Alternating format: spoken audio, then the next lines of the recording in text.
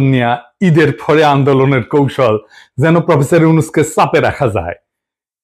ইন্ডিয়ার বক্তব্যে বাংলাদেশে অন্তর্ভুক্তিমূলক নির্বাচনের মধ্যে দিয়া সব বিষয়ের নিষ্পত্তি চায় ভারত, যেন বাংলাদেশ ভারতের একটা প্রদেশ। আর ওয়াকারের ডিসেম্বরের মধ্যে নির্বাচন হওয়া উচিত। মিল দেখতে পান? হ্যাঁ, মিল হচ্ছে এদের মধ্যে একটা কমন জিনিস, ডিসেম্বরের মধ্যেই নির্বাচন। আমি বলছি ওয়াকার, বিএনপি, আওয়ামী লীগ আর ইন্ডিয়া এই চারটা মিলে একটা ঐক্য হয়েছে। এই ঐক্যের লক্ষ্য হচ্ছে প্রফেসর ইউনূসকে তাড়ানো, ভাগানো তাড়াতাড়ি। এতে চার পক্ষেরই লাভ। রাষ্ট্রটায় কোনো সংস্কার হবে না, যা আগে ছিল তাই থাকবে, ঘুরে মাগুর স্যাং। আর্মির জেনারেলরা যে আকাম করছে, গুম খুনে যুক্ত ছিল, সেটার বিচার হবে না। জুলাই আগস্ট বিপ্লবে ওয়াকারের আর্মি গুলি করে মানুষ মারিছে। গতকালই নেত্র নিউজে একটা রিপোর্ট আসছে, 5ই আগস্ট সকালে আর্মি টার্গেট কইরা মাথায় গুলি কইরা মানুষ মারছে, টার্গেট কইরা, বিনা উস্কানিতে। এই যে এটা দেখে নিয়েন, খুব ভালো রিপোর্ট করছে এটা। এইগুলার বিচার যেন না হয়, এইটা ওয়াকার চায়। যারা গুম খুনে যুক্ত ছিল তাদের যেন বিচার না হয়, বিডিআর হত্যাকাণ্ডের যেন বিচার না হয়। শুনেন তার মুখেই। এই বর্বরতা কোনো সেনা সদস্য করেনি, সম্পূর্ণটাই তদানীন্তন বিজিবি সদস্য দ্বারা সংঘটিত। Full stop. এখানে কোনো ইফ এবং বাট নাই। এই ওয়াকারের নেতৃত্বেই প্রাণঘাতী অস্ত্র দিয়া বিক্ষোভকারীদের গুলি করে মারা হয়েছে। আয়নাঘর ভিজিট করতে বাধা দিছে প্রফেসর ইউনূসকে। নিজে গেছে ভিজিট করতে, ওই গেছে ভিজিট করতে।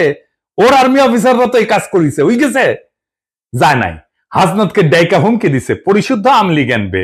ইন্ডিয়া সিক্কুর দিছে ইনক্লুসিভ নির্বাচন করে। ওয়াকার এরপর থেকে কে হুয়া করে সিক্কুর দিচ্ছে ইনক্লুসিভ নির্বাচন করে। এই ঐক্যে বিএনপির কি লাভ? সে আর একটা আওয়ামী লীগ হয়ে উঠতে পারবে, ফ্রি স্টাইলে লুটপাট করবে, ভোটার ছাড়া নির্বাচন করবে, গুম খুন শুরু করবে। করছিল তো 2 কোটি নাকি ভোটার, না 1.5 না 2 কোটি ভোটার, ভুয়া ভোটার তালিকা করছিল।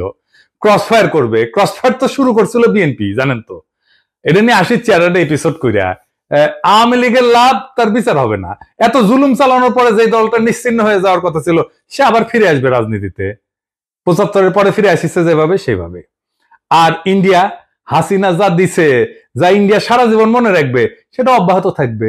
সে নদী শুকাবে, সীমান্তে বাংলাদেশি নাগরিক মারবে, বাংলাদেশের বাজারে তার পণ্য বেচবে, ভোমা ভোমা পেঁয়াজ খাওয়াবে 300 টাকা কেজিতে। তারপরে বলবে তোমাদের রান্নাঘরে চলে না আমাদের খাবার ছাড়া, আমরাই তো তোমাদের খাওয়ায় বাঁচায় রাখতেছি। রোগী ধরে নিয়ে যাবে ইন্ডিয়ায়। তারপরে বলবে আমাদের এখানে না আসলে তোমাদের গতি কি? চিকিৎসাই তো হবি না তোকে। বাংলাদেশের চাকরির বাজারে সব টপ পজিশন গুলো নিয়ে নেবে। আর কি ট্রানজিট নেবে বাংলাদেশের মধ্যে দিয়া। এই তো প্রফেসর ইউনূস অসংখ্যবার বলছে ডিসেম্বর থেকে জুনের মধ্যে নির্বাচন দিবে। এই সময়টা লাগবে তার সংস্কার করতে। এটা সহ্য হতেছে না। কারণ সংস্কার করলে তো সেই রাষ্ট্রে যথেচ্ছাচার চালানো যাবে না, ভারতীয় আধিপত্য চালানো যাবে না, লুটপাট চালানো যাবে না, আয়না ঘর বানানো যাবে না। এই সংস্কার কেন দরকার একটু বুঝে দেখি, আসেন। রাষ্ট্র কিছু প্রতিষ্ঠানের মিলিত শক্তি। একটা বিল্ডিং যেমন থামের উপরে খাড়ায় থাকে না, রাষ্ট্র দাঁড়ায় থাকে ইনস্টিটিউটের উপরে। যেমন ধরেন আদালত একটা ইনস্টিটিউট বা প্রতিষ্ঠান, আমলাতন্ত্র বা ব্যুরোক্রেসি একটা প্রতিষ্ঠান, মিডিয়া একটা প্রতিষ্ঠান, সেনাবাহিনী একটা প্রতিষ্ঠান, পুলিশ একটা প্রতিষ্ঠান, এমনকি বাজার একটা প্রতিষ্ঠান, অর্থনৈতিক ব্যবস্থা একটা প্রতিষ্ঠান, শেয়ার মার্কেট একটা প্রতিষ্ঠান, নির্বাচন কমিশন একটা প্রতিষ্ঠান। এগুলো কিসের উপরে টিকে থাকে, কার্যকর থাকে কিভাবে? একটা জিনিসে, একটা মাত্র জিনিসে এগুলো কার্যকর থাকে, সেটা হচ্ছে ট্রাস্ট বা বিশ্বাস। আপনার আদালতের উপরে বিশ্বাস থাকতে হবে যে আপনি ওখানে যে ন্যায় বিচার পাবেন। পুলিশের কাছে গেলে আপনি নিরাপত্তা পাবেন, বিশ্বাস থাকতে হবে। নির্বাচনে অবাধে ভোট দিতে পারবেন, এই বিশ্বাসটা থাকতে হবে। প্রশাসনের কাছে গেলে বিনা ঘুষে সেবা পাবেন, এই বিশ্বাস থাকতে হবে। আর্মি আমার রাষ্ট্রকে নিরাপত্তা দেবে, এই বিশ্বাসটা থাকতে হবে। সরকারি হাসপাতালে গেলে রোগের সুচিকিৎসা পাবেন, এই বিশ্বাসটা থাকতে হবে। শেয়ার মার্কেটে গেলে নিরাপদে বিনিয়োগ করতে পারবেন, এই বিশ্বাসটা থাকতে হবে। বাজারে স্বাস্থ্যসম্মত নিরাপদ পণ্য পাবেন সুলভে, এই বিশ্বাসটা থাকতে হবে। তো আপনি কি এইগুলা পান? পান না। আপনি ভোট দিতে পারেন না। ঘুষ ছাড়া ফাইল নড়ে না। বাজার ফাংশন করে না। আপনাকে চাঁদা দিতে হয় ব্যবসা করার জন্য। ব্যাংকে টাকা রাখলে লুট হয়ে যায় সেই টাকা। শেয়ার মার্কেটে আপনার টাকা লুট হয়ে যায় বছরের পর বছর। ওয়াকার বলে আর গুলি চালাবে না সেনাবাহিনী, আর সেই দিনই নিরস্ত্র শান্তিপূর্ণভাবে বিক্ষোভ করা মানুষকে টার্গেট করে মারে ওয়াকারের সেনাবাহিনী। তো বিশ্বাস আছে? থাকে না।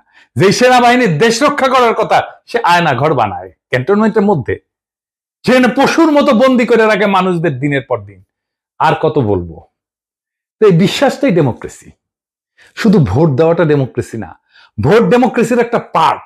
হাসিনা যে শুধু ভোট দিতে দেয় নাই তা না, সে ইনস্টিটিউট গুলোকে ধ্বংস করছে, ফলে রাষ্ট্র নাই হয়ে গেছে, ভেঙ্গে পড়ছে একেবারে। এইগুলা থেকে বিশ্বাস বা ট্রাস্ট নাই করে দেওয়া হয়েছে। সে বিশ্বাসকে প্রতিস্থাপন করছে কি দিয়া? ভয় দিয়া, টেরর দিয়া। ডেমোক্রেসির মধ্যে বিশ্বাসকে ভয় দিয়া প্রতিস্থাপন কইরা স্বৈরাচার হয়, ফ্যাসিবাদ হয়। আপনি চিন্তা করে দেখেন, আপনার জীবন কাটতো ভয়, সারাক্ষণ ভয়, চাকরির ভয়, সম্পদ হারানোর ভয়, অপমানের ভয়, জেলে যাওয়ার ভয়, গুম হওয়ার ভয়, মাস্তানির শিকার হওয়ার ভয়। প্রফেসর ইউনূসের সরকারের টাইম লাগতেছে কেন সামাল দিতে? কারণ ভয় দিয়ে তো প্রফেসর ইউনূস শাসন করতেছে না, আর ইনস্টিটিউট গুলো তো দাঁড়ায় নাই। এই যে গ্যাপ, এই টাইমে রাষ্ট্র এই অবস্থাতেই থাকবে। সেজন্যই সংস্কার। এই সংস্কার না হইলে ভয় দিয়ে শাসন করতে হবে, যেই আসুক ক্ষমতায়। তাই বলি যে বিএনপি স্বৈরাচার হয়ে উঠতে হবেই, মাপ নাই যদি রাষ্ট্রের সংস্কার না হয়। এই সংস্কারে বাধা দেওয়ার জন্য ইন্ডিয়া আর বিএনপি উর্দি পড়া মাস্তান আনিছে, সে হইতেছে ওয়াকার। ওয়াকার সেই উর্দি পড়া মাস্তান ইন্ডিয়া আর বিএনপির। সে ওয়াকার ইন্ডিয়ার স্বার্থে দেশের রাজনৈতিক গতিমুখ অন্যদিকে ঘুরে দিতেছে। কিভাবে? আমরা জানি ইন্ডিয়া ওয়াকার হাসিনার বনজামাই। শুধু তাই না, সে একজন ইন্ডিয়া অনুরাগী ব্যক্তি। আওয়ামী লীগকে অন্তর্ভুক্ত করে ভবিষ্যতে জাতীয় সংসদ নির্বাচন সম্পন্ন করার জন্য প্রায় প্রকাশ্যেই বলছে। ওয়াকার নিয়মিত ইন্ডিয়ার সেনা প্রধানের সাথে কথা বলে তার পরামর্শে কাজ করে। শুনেন ইন্ডিয়ার সেনা প্রধানের কণ্ঠেই শুনেন। I am in touch with the chief of Bangladesh during the time of when this changeover took place. I was in constant touch with him, and even thereafter in November 24 we had a video conference also. As far as the military cooperation is concerned, is again going up in the same way. Our officers have moved there for the NDC also. There is no let up on that side. When we talk about the relationship we should talk about when there is an elected government. So as of now, the relationship is with the military is well and perfect. এটা ভারতীয় সরকারের পক্ষ থেকে বারংবার দাবি করা হয়েছে। ভারতীয় মিডিয়ায় পালকি শর্মা ওয়াকারকে ভারতপন্থী জেনারেল বলে পরিচয় করাই দিয়েছে। শুনেন। But the army chief is against it. He is seen as a pro-India officer. Fascist হাসিনার পক্ষ অবলম্বন করে সে এই অপরাজনীতি করেই চলতেছে। এর বিপরীতে অন্তর্বর্তীকালীন সরকারের প্রধান উপদেষ্টা ডক্টর মোহাম্মদ ইউনূস কোনো রাজনীতি বুঝেন না বা করেনও না, অথবা করতে পারেন না। কিন্তু বিএনপির বিপরীতে ব্যাপকভাবে তার জনপ্রিয়তা বাড়তেছে। এর কারণ কি? তিনটা কারণ, প্রধান কারণ। প্রথমত, তার সরকার দুর্নীতিমুক্ত। তিনি খুনি হাসিনার আমলে যেভাবে বাংলাদেশকে লুটপাট করে দেউলিয়া করে ফেলা হয়েছে তা শক্ত হাতে বিচার করতে চান। দ্বিতীয়ত, দেশবাসীর সকল মৌলিক মানবিক এবং রাজনৈতিক অধিকার ছিনায় নেওয়ার অপরাধে তিনি ফ্যাসিস্ট হাসিনার আওয়ামী লীগে শক্ত হাতে শাস্তি দিতে চান।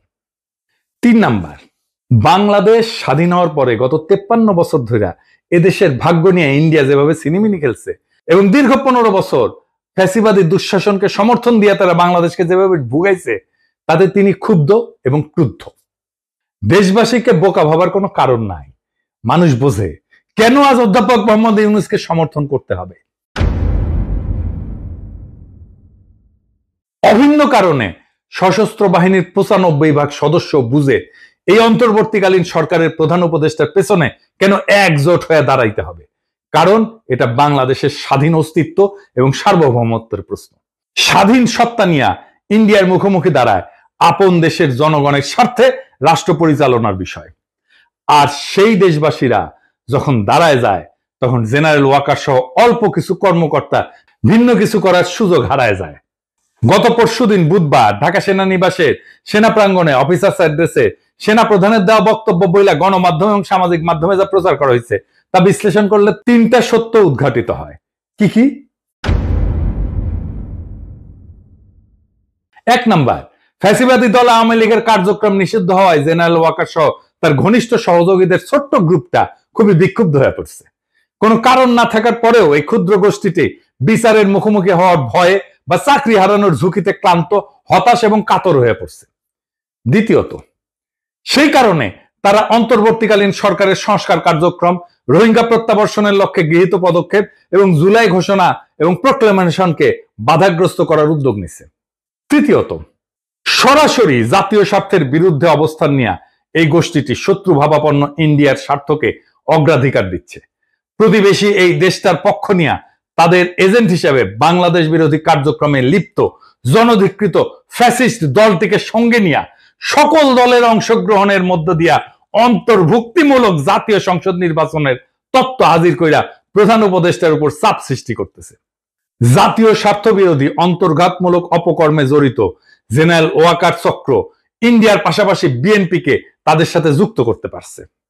লক্ষ্য করলে দেখবেন, একদিকে ইন্ডিয়া একের পর এক বাংলাদেশের স্বার্থ বিরোধী নানান ব্যবস্থা নিচ্ছে, অন্যদিকে বিএনপি দেশব্যাপী অস্থিতিশীলতা সৃষ্টি করার লক্ষ্যে লাগাতার ভাবে নানা ক্ষতিকর কর্মসূচি দিয়ে যাচ্ছে। সেনাপ্রধান, ইন্ডিয়া এবং বিএনপির মধ্যে আজ যে রাজনৈতিক সমঝোতা গড়ে উঠছে, এইটা তার ইঙ্গিত বা প্রমাণ। শুধু তাই না, দেশবাসী বিস্ময়ের সঙ্গে লক্ষ্য করতেছে মাঝে মধ্যেই জেনারেল ওয়াকার চাকরিজীবী হিসেবে তার সরকারি চাকরির কাজের সীমানা অতিক্রম করে রাজনীতি নিয়ে বিতর্কিত মন্তব্য করে যাচ্ছে। তার পছন্দের নিষিদ্ধ দলটার পক্ষ অবলম্বন করে সশস্ত্র বাহিনীকে অপব্যবহারের চেষ্টা চালাচ্ছেন, যা ফ্যাসিবাদের অন্ধকার যুগে কখনোই তাকে করতে দেখা যায়নি। ফ্যাসিবাদের অন্ধকার যুগে কখনোই সে সরকারের উপরে চাপ সৃষ্টি করে নাই। তিনি তখন খুনি হাসিনাকে সেবা দান এবং ঘাতক, হন্তারক এবং লুটেরাদের ক্ষমতা নিরঙ্কুশ এবং চিরস্থায়ী করার কাজে ব্যস্ত ছিলেন। বিগত মাসগুলোতে ইন্ডিয়ার পত্রপত্রিকায় বাংলাদেশের রাজনৈতিক পরিস্থিতির ব্যাপারে যে সমস্ত বৈরী সংবাদ বিশ্লেষণ প্রকাশিত হয়েছে, এর অনেক কিছুই গত বুধবার সেনাবাহিনী প্রধানের কণ্ঠে উচ্চারিত হয়েছে। এতে বাংলাদেশ রাষ্ট্র, অন্তর্বর্তীকালীন সরকার এবং জুলাই গণ অভ্যুত্থানের প্রতি তার আনুগত্য নিয়ে দেশবাসীর মনে গভীর প্রশ্ন সৃষ্টি হয়েছে। এতে আমরা শঙ্কিত, হতাশ এবং বিক্ষুব্ধ। উদ্ভূত পরিস্থিতিতে আমরা অন্তর্বর্তীকালীন সরকারের প্রধান উপদেষ্টা অধ্যাপক মোহাম্মদ ইউনূসের কাছে দাবি জানাচ্ছি, গত বুধবার সেনা কর্মকর্তাদের উদ্দেশ্যে দেওয়া সেনা প্রধান জেনারেল ওয়াকারুজ্জামানের বক্তব্য অতি সত্বর রেডিও, টেলিভিশন সহ গণমাধ্যমে প্রকাশ করুন। অফিসারদের উদ্দেশ্যে দেওয়া বক্তৃতায় তিনি কি বার্তা দিচ্ছেন এবং কোন প্রশ্নের কি জবাবে কি বলছেন, এর ধারণকৃত বিবরণ, রেকর্ডেড অ্যাকাউন্ট দেশবাসী শুনতে চায়। আর আপনারা জানেন, প্রফেসর ইউনূস বিএনপির চাপ আর ওয়াকারের বেদ্যুপিতে পদত্যাগের সিদ্ধান্ত নিয়েছেন। এর দায় ওয়াকার এবং বিএনপির। এখন করণীয় কি? ওয়াকার আর বিএনপিকে আমি একটা থিওরিটিক্যাল অবস্থার কথা বলি। প্রফেসর ইউনূস যদি জাতির উদ্দেশ্যে ভাষণ দেন আর ওইখানে যদি বলেন আমি একটা ভালো নির্বাচন দিতে চাইছিলাম প্রয়োজনীয় সংস্কারের পরে, আমি তারিখও বলছি, সামনের বছরের জানুয়ারি থেকে জুনের মধ্যে, যেন পরবর্তী সরকার ভালোভাবে দেশ চালাইতে পারে, সংস্কারটা সম্পূর্ণ হয়, রাষ্ট্রটা গড়ে ওঠে। কিন্তু ভারত সেনাপ্রধান এবং বিএনপি যৌথভাবে ডিসেম্বরের আগেই নির্বাচন চায়। আমি যেহেতু এর আগে করতে পারবো না, নির্বাচন দিতে প্রস্তুত হইতে পারবো না, আমি বিএনপি আর সেনাপ্রধানকে আর একটা তত্ত্বাবধায়ক সরকার গঠন করতে আহ্বান জানাই। আমরা তাদের কাছে ক্ষমতা দিয়া আমাদের কাছে চলে যাব। প্রফেসর ইউনূসের নিয়োগ দেওয়া সবাই যদি একসাথে পদত্যাগ করে চলে যায়, নির্বাচন প্রধান, নির্বাচন কমিশনার, নির্বাচন কমিশনাররা সহ, আপনারা সামলাইতে পারবেন? পাবলিকের মায়ের কিন্তু একটা মাটিতে পড়বে না। এরপর যদি জামাত আর এনসিপি নির্বাচনে না আসে কেমন হবে? নিজেরাই হাসিনা যেরকম হাত মারার নির্বাচন করেছিল, ওরকম হাত মারার নির্বাচন করতে হবে। আপনারা ডিসেম্বর কেন, এই মাসে নির্বাচন করে ফেলেন, দেরি হলে লেট হয়ে যাবে। নেন, ক্ষমতা নেন, এতই শখ নেন, নিজেরাই নেন। বাট আমির খসরু মাহমুদের প্রধান উপদেষ্টা বানান, দেখি উই নাকি কয়েক মাসের মধ্যে নির্বাচন করে দেবে, করুক না। মির্জা ফখরুলকে প্রধান নির্বাচন কমিশনার বানিয়ে দেন। একটা ভাঙা রাষ্ট্রকে গুছাইতে সময় লাগে, আর সেই সময়টা দিতেই চায় না যারা ভাঙার কারিগর।